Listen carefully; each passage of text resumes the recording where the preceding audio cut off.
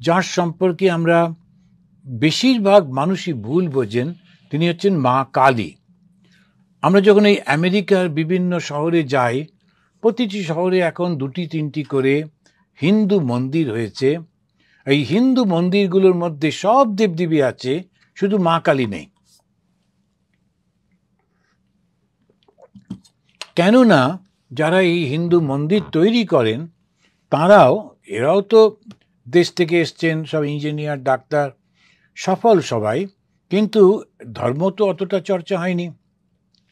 আর মা কালী সম্পর্কে একটা ভুল ধারণা এখনো বর্তমান। আমাদেরও যখন মুভি টুভিগুলোতে দেখি, সিনেমাতে দেখি যে এই মা কালীকে ভয়ঙ্কর কিছু করতে গেলে মা কালীকে রিপ্রেজেন্ট করা হয়। একটা ভয়ঙ্কর কোনো কিছু হচ্ছে, হত্যা করছে, তখন ওই মা কালী। কিন্তু মা কালী হচ্ছেন সব থেকে সুন্দর মা।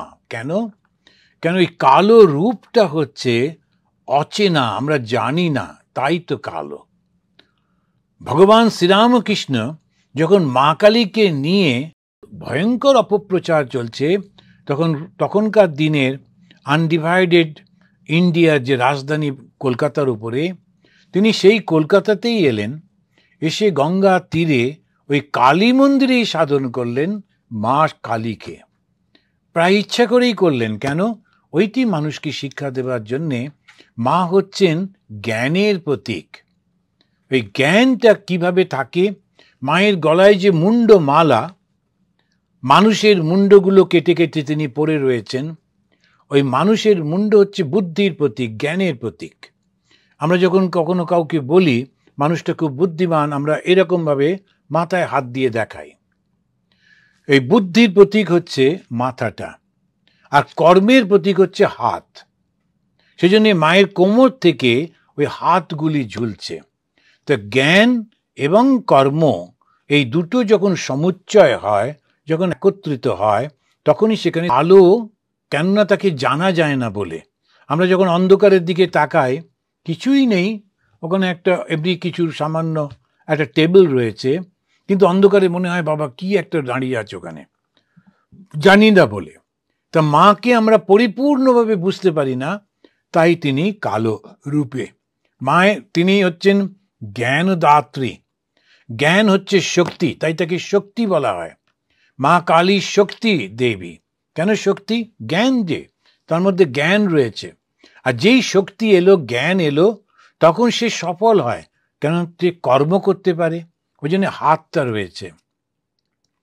আর এই মা কালী যদি লক্ষ্য করে দেখেন, তার ডান দিকে দুটো হাতে, একটা উপরে খাড়ার হাতটা আশীর্বাদের ভঙ্গিতে রয়েছে, আর একটা তিনি যেন একটা আশীর্বাদ মানে অভয় দিচ্ছেন, আর একটা তিনি দান করছেন।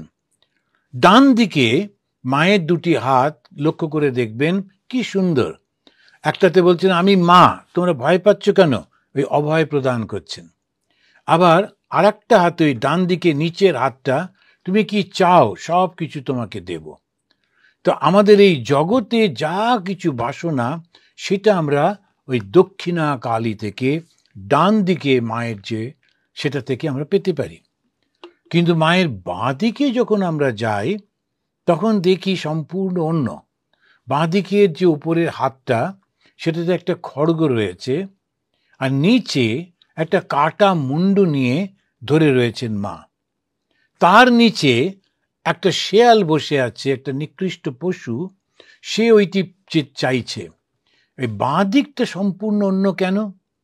ওটা হচ্ছে জ্ঞানের প্রতীক। যদি তুমি জগতের মান মর্যাদা ধন দৌলত চাও, তাহলে ডান দিকে এসো। কিন্তু যদি তুমি মুক্তি চাও, নির্বাণ চাও, এই সমস্ত কিছু থেকে চলে যেতে চাও, তখন বাঁ দিকে আসতে হবে। তো ওই যে কাটা মুন্ডুটা কিসের প্রতীক? অহংকারের প্রতীক। খড়গটা ওই অহংকারটাকে কাটা হয়েছে, অহংকারটাকে ছেদন করা হয়েছে। যেই মুহূর্তে অহংকারটা আমরা ছেদন করি, তখন জীব শিব হয়ে যায়। সেই জন্যই ঠাকুর বললেন, আমি মোলে ঘুচিবে জঞ্জাল।